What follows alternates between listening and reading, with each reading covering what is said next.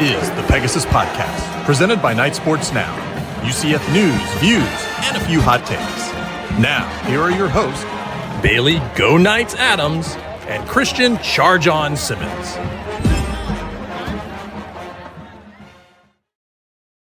Welcome into episode 240. Be sure you're following us on Twitter at BaileyJAdams22, at ByCASimmons, at Night Sports Now, and at Pegasus Podcast. You can also email us at PegasusPodcast@ksn@gmail.com. Christian, if going into this game against Arizona State, you were to lay out the scenarios in which UCF could win, you'd probably say Cam Skattebo actually doesn't play, contrary to our belief that it was all a ruse. 2, Dylan Risk plays a pretty decent game. He didn't throw any touchdowns, but plays a decent game, manages the game well. RJ Harvey pops off for 3 touchdowns and another 127 yards. The defense only allows like 260 yards, and I think they allowed 21 points total. I'd have been like, yeah, UCF probably won by like 20. And UCF lost 35-31. A punt block return for a touchdown, pick 6 from the 1-yard line after just an insane end to the first half. Yeah, so how are you feeling? I mean, yeah, I feel excellent. I feel great. I actually feel nothing, if we're being totally honest. I said to you right before we started recording that I think back on some of the pure devastation I have felt in the past when UCF has lost games. Like I think about when they lost to Pitt in 2019 and how shocking it was and how I couldn't shake the feeling for days. And they're coming down the wire in this game and they don't get the 4th down and off a very interesting play call decision. And I'm just kind of looking at it happen. And I'm like, that's too bad. Like it's just, and it's part of it is like, yeah, I know they could still technically go to a bowl, but like when you went into a season hoping that they might win the Big 12 or at least be maybe like an 8-4 team and they're just nothing, it's all that's left to decide is what degree of nothing they are. So it's hard to get too worked up about it. It was another loss in a series of them. It's last year they broke out of their 5-game losing streak and really turned the season around. This year, I think it's clear that Arizona just isn't good. And it's not like things are terrible. It's like you said, Risk had another really solid performance. And I'm not going to harp on the no touchdowns because every time they get in the red zone, Jakari comes in. So it's, touchdown numbers. He had a solid game. He threw 1 interception, which should go in Tim Harris's stats and not his, because wow, was that a choice to call that play there. And Risk looked good. I hope he's here next year. I hope the coaches aren't. That's the boat I'm in currently. It's a good way to put it. Do you want to start at the end of the first half scenario and talk about that, I guess? Well, let's just say even before the end of first half, we can do it in a second. Because I said to you right before we started recording too, that I feel like what tonight was more than anything was the coaching staff providing a buffet of ways of how they are not good. Like it was just shocking how many poor things happened. And one thing that I don't understand how Brian Blackman, the special teams coach, has kind of just gotten off the hook for the entire Gus Malzahn era of special teams has never been good while Gus has been the coach. It's always been a problem. And it almost feels like it's gotten worse in some ways. So before we even get to the debacle right before halftime, let's not forget, and you mentioned it briefly, the blocked punt, where UCF's special teams unit looked kind of confused that whole play and looked like they were maybe checking out of something and then just allowed a block punt. But yes, go ahead. Walk us through an elite pre-halftime show from UCF. Yeah. So that happens. Whatever. It's fine. Not really fine, but okay. And it was 17-14 UCF. Arizona State had just gotten within 17-14. They scored a touchdown. After the most insane face mask I think I've seen in a long time by Nigel Kelly, where Kelly genuinely almost decapitated Arizona State's quarterback. So that happens. The drive continues. Arizona State scores a touchdown. Fine, whatever. 17-14. Things are manageable. Then on the ensuing kickoff, Christian Peterson kind of fumbles the ball in the end zone and decides, let me take this out. And then he takes it out and he goes, oh, wait, no. And then he gets tackled as he's like going back into the end zone. I don't know what he's doing. No, he drops the ball in the end zone. He picks it up. You can tell in that moment that he's thinking, wait, if I kneel, is it a safety since I dropped the ball? Like you can see him be unsure, then be like, I guess I better go and just try to run out of the end zone and then get blown up at the goal line. And my issue is that, look, Christian Peterson's a true freshman and they decided to give him these duties like 2 weeks ago. So I get it, whatever. I don't understand how you have players out there on special teams, a guy who's been out there to return kicks and punts for a few weeks now. And how did you not educate him on some of the basic rules of what to happen in not unusual and basic situations to where he's out there unsure of if when he takes a knee, it's going to be a safety or not, and freaks out and cost UCF the game. That completely flipped momentum in the game and just totally flipped everything. I don't understand how as a coaching staff you send a player out there that unprepared that they do not know the rules of the position they are out there to play for you. Between that and then every other kickoff, when you see a guy catch the ball in the end zone, not drop the ball, but catch the ball in the end zone, what is the guy directly in front of him doing? He's telling him like this. He's going like that, telling him don't bring it out, whatever, touchback.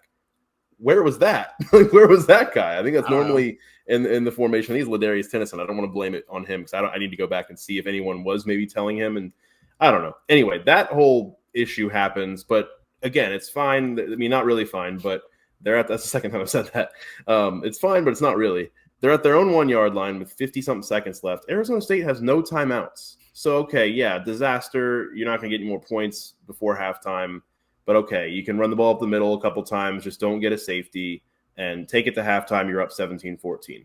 Instead, they call a pass. And it was a bad decision to call the pass. It was a bad read, it was a bad throw, and it was a 1 yard pick six. So in, I think, 9 seconds, Arizona State had scored 14 points and taken the lead.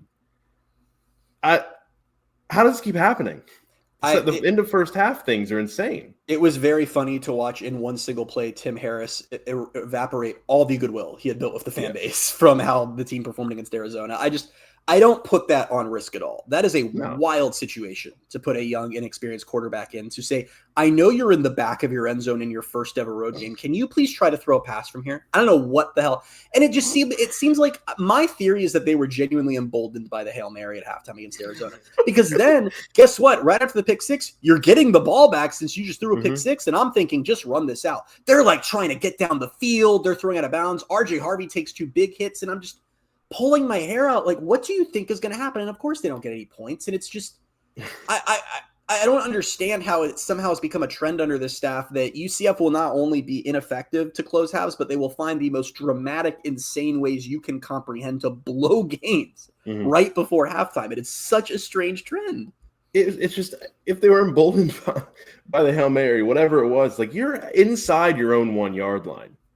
And you have 50 seconds. Are you really thinking you're going to move down the field right now? You're already 99 leading. yards, 99 and a half yards. That's what's going to happen.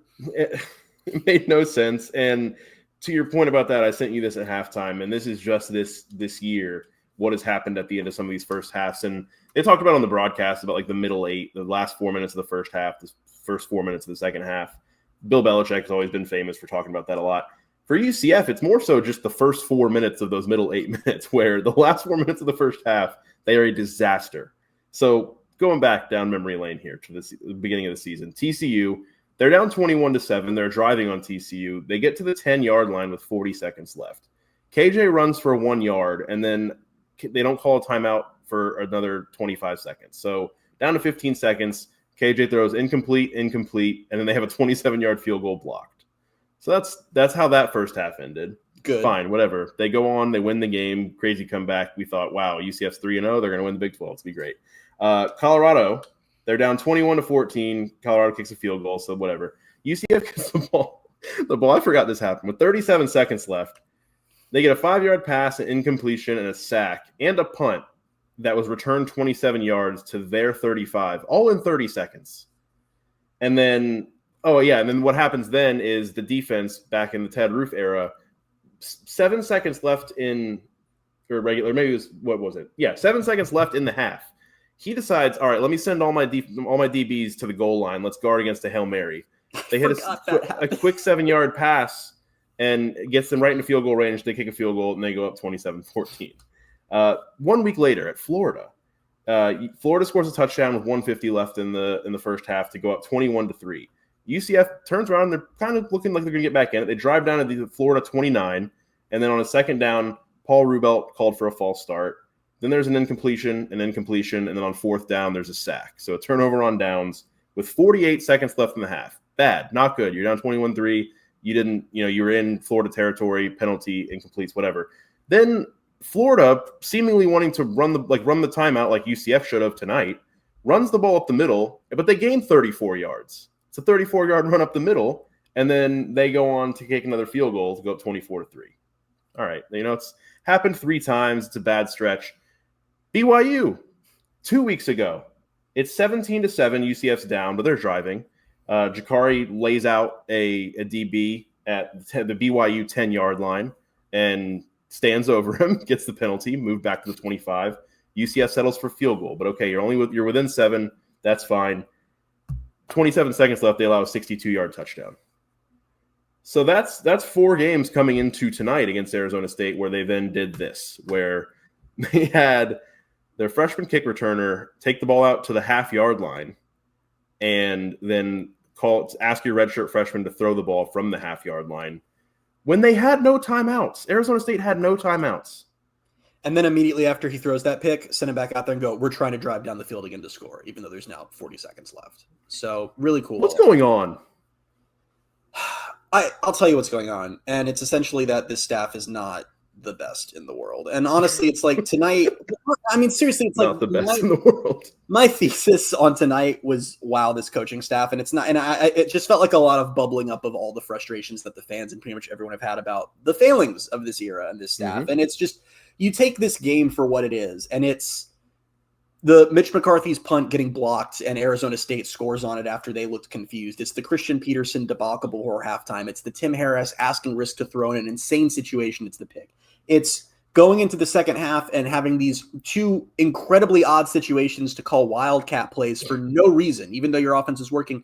It gets blown up in one key moment, a moment where you're about to take control of the game, and then you, for some reason, in your next key moment where the game is on the line, do the exact same thing, and it once again gets blown up. It's 9 penalties for 80 yards across all sides of the ball. It's seeing Dylan Risk, who this staff decided was the 4th string, shouldn't even be practicing quarterback, looking far more effective and leaps and bounds better than anyone else we saw out there at quarterback, including the guy they paid hundreds of thousands of dollars to come in from the SEC.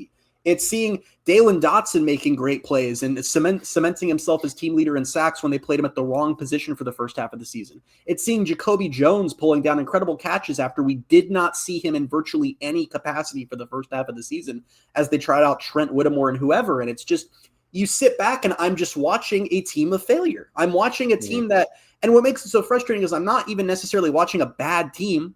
I'm not watching a team that they assembled with bad players that can't compete. I'm watching a team that just is suffering from largely inept coaching and players who were in the wrong place for most of the season.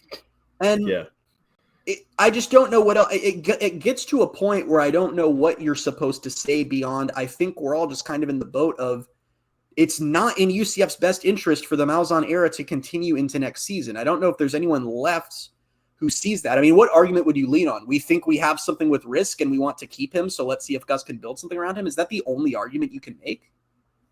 Maybe, but listen, through 2 games and a quarter, whatever it's been, I like Dylan Risk. I would like for him to be here next year. I'd like for him to be the quarterback. Me too. If Gus Malzahn, like if him leaving means Dylan Risk is gone, I'll take the sacrifice. I wouldn't like to. I would like for him to stay regardless, but getting Gus Malzahn and this staff out of here, number 1 priority. And then you figure out the roster from there because who knows who's going to be the coach.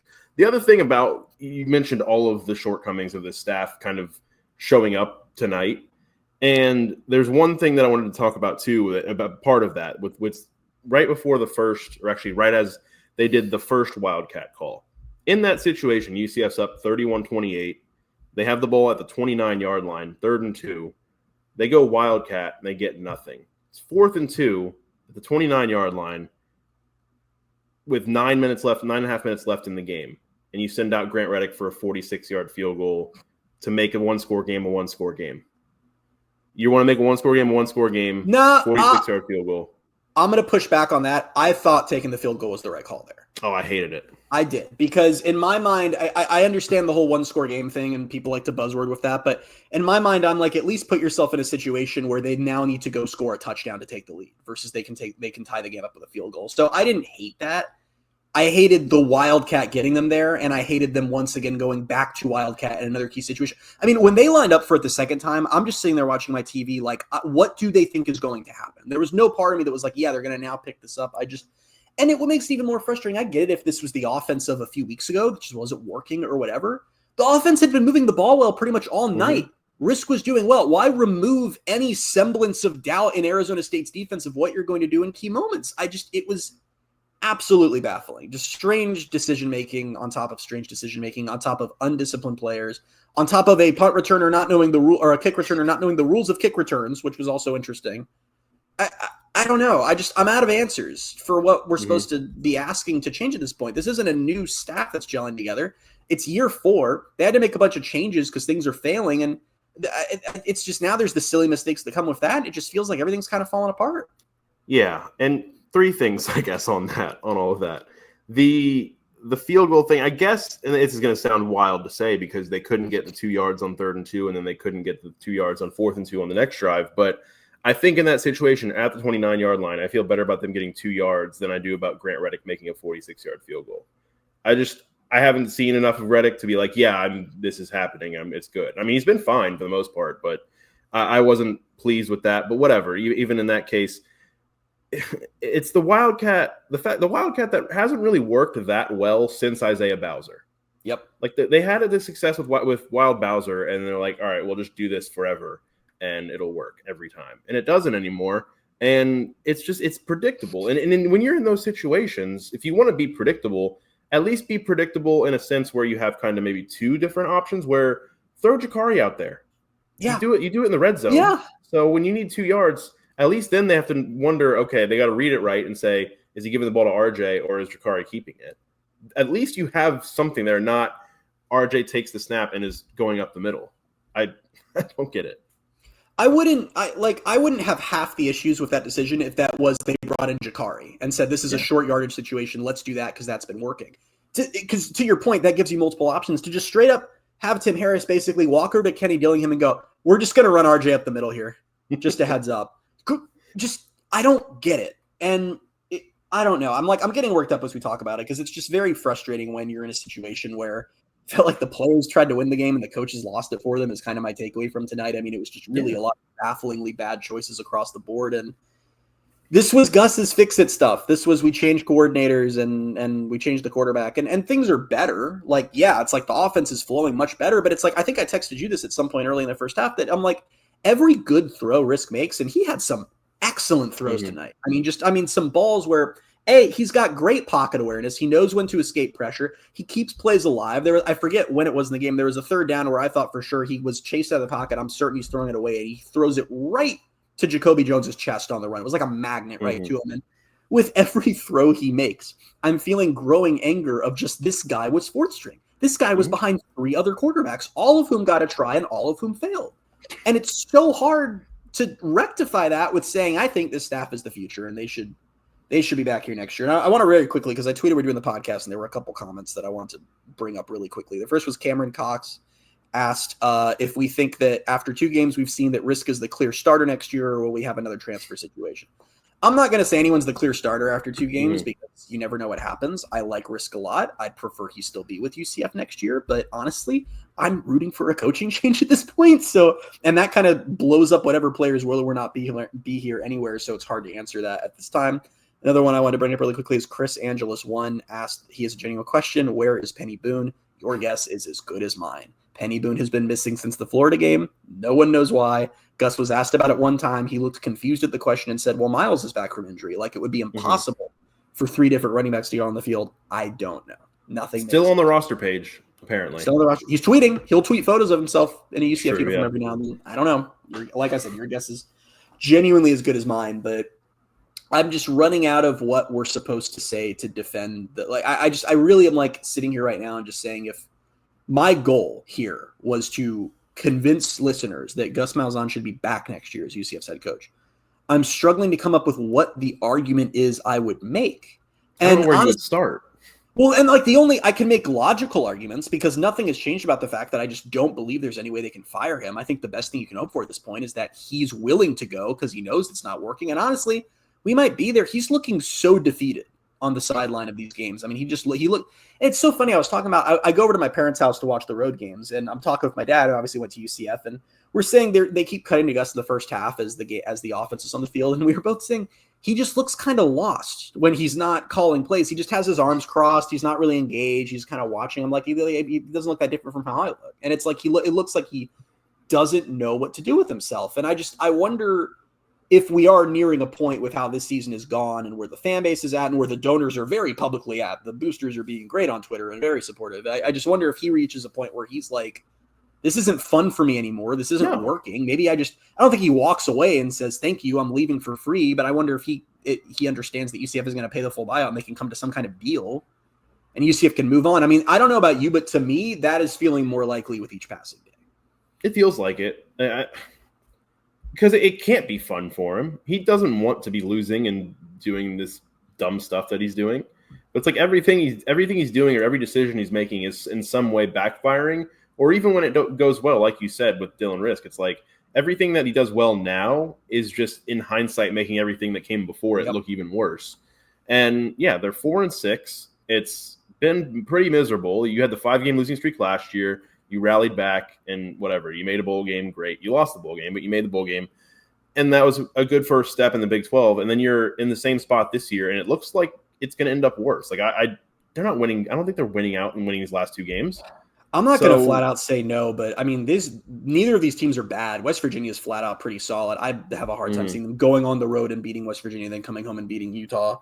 Yeah. And on top of those things, as far as what you look for to the future, the bottom officially fell out on UCF's class this week. Since our last podcast, they had 2 more decommitments. Their 2025 class, which at one point was looking close to a lock to being the first top 25 class in program history, is currently ranked 61st.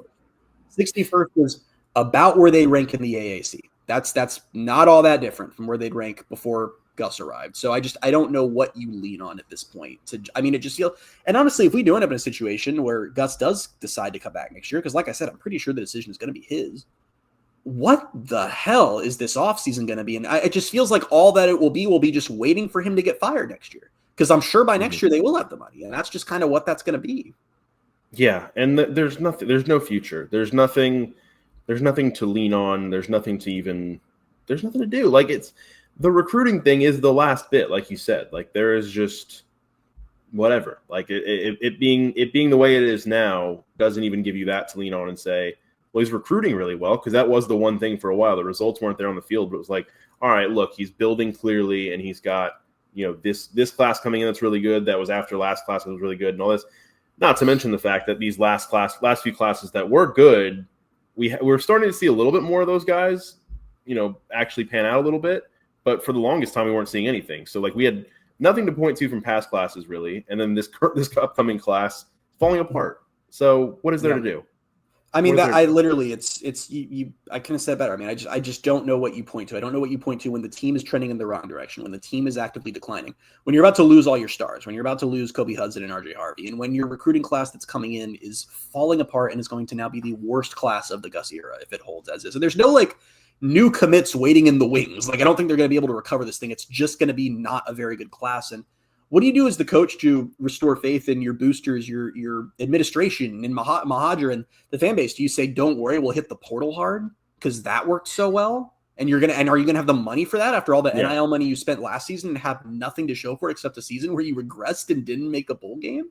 There's nothing left to do. We're just waiting for when it's over. All we're doing is waiting for whether the Gus era is over now, or if it's over in a few weeks, or if it's over at some point next season when he gets fired.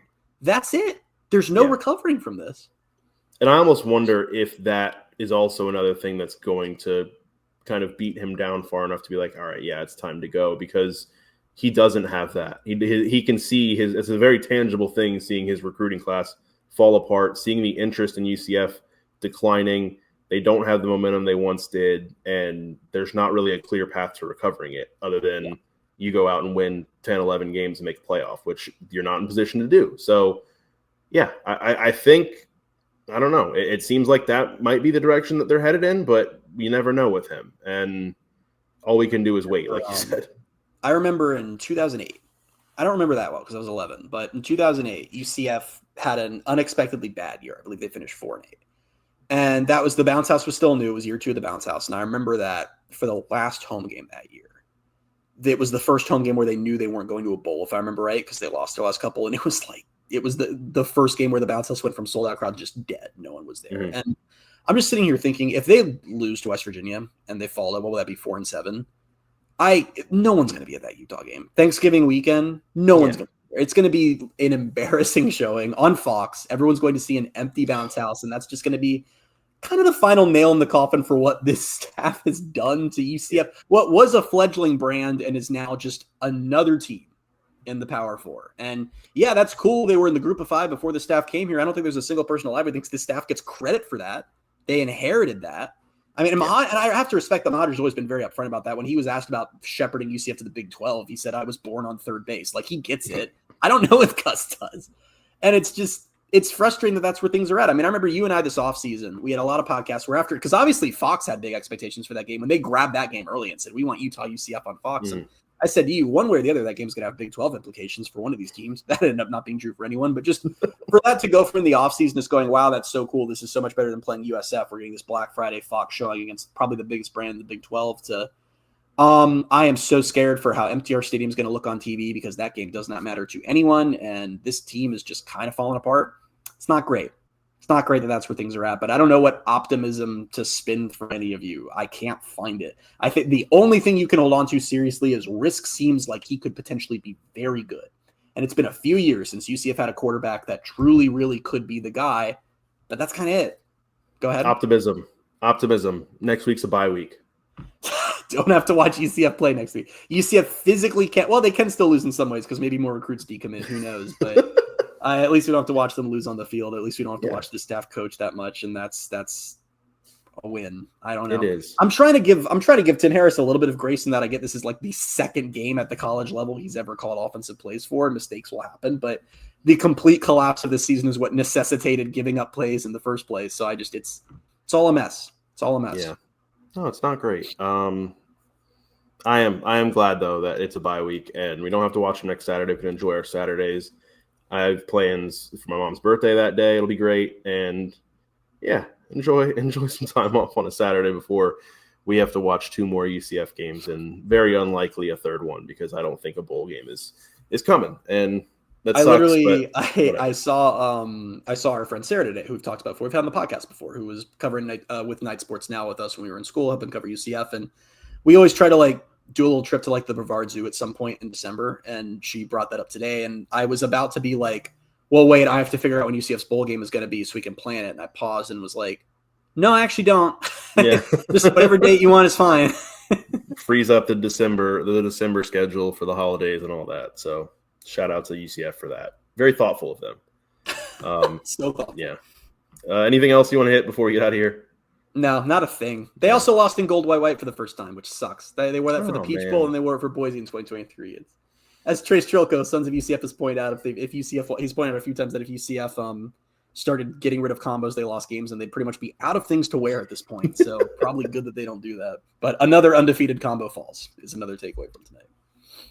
Yeah, I was not a takeaway. That ruined my night. The night already wasn't very great, but man, that sucks too. So is that the headline of this podcast? Let's make a really YouTube clickbaity headline, like Gus Malzahn desecrates Peach Bowl combo or something like that.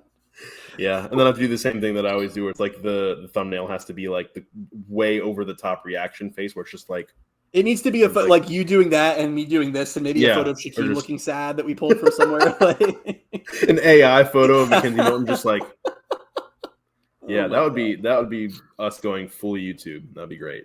I do have to say, for the obviously fake conspiracy theory that some fans like to joke about of, this has all been a Gus Malzahn revenge trip for the Peach Bowl and he's just ruining UCF to get back. Him making them wear that combo for a loss is definitely would be a funny part of that. I got to go back and find my tweet because I tweeted that I think 2 years ago. I think something about it might have been last year. Gus's revenge for the Peach Bowl, and I felt like I was out in front on that one. So that's I'd be curious if we've talked about we had a truth serum episode on this podcast once where we said if we administered truth serum to different UCF officials or whoever and could ask them any question and they have to answer honestly what the answer would be. And I would love to truth serum Gus Malzahn and just sit down and ask, why did this not work? I genuinely, all jokes aside, would love to hear his take on why it didn't work because from the outside looking in, it feels like it's been all the exact same reasons it didn't work at Auburn in the end. And there just wasn't any growth. But I'm curious would he own things and say, I was too stubborn at times. College football changed around me. I didn't keep up. Or would he sit there and say, UCF wasn't the gold mine I thought it was. This program, they don't understand what they are. I don't know. I'd be curious. I wouldn't know. Yeah, I don't either. It sucks. I don't know. I found my tweet. It was October 7th of last year, which I think was the Kansas game, which is kind of sounds right. A week after Baylor. I don't think you would watch. Killed by Kansas. No, I was out of town. And I said, this is Gus Malzahn's revenge for the Peach Bowl, isn't it? So, yeah, could be. Remember how that Kansas loss was so shocking that they got blown out? And we were like, whoa, this is so weird. And now every time they lose, I'm just like, yeah. Yeah. It happens. I don't know. I think then it's been slowly death ever since. Just the Baylor, and then it's gone slowly downhill. But all right, on that uplifting note, let's get out of here. We'll be back with a bye-week episode. Until then, you can find us on Twitter at BaileyJAdams22, at @ByCA7, at Night Sports Now, and at Pegasus Podcast. Thank you guys so much for being with us, and we'll talk to you soon. Bye, everybody.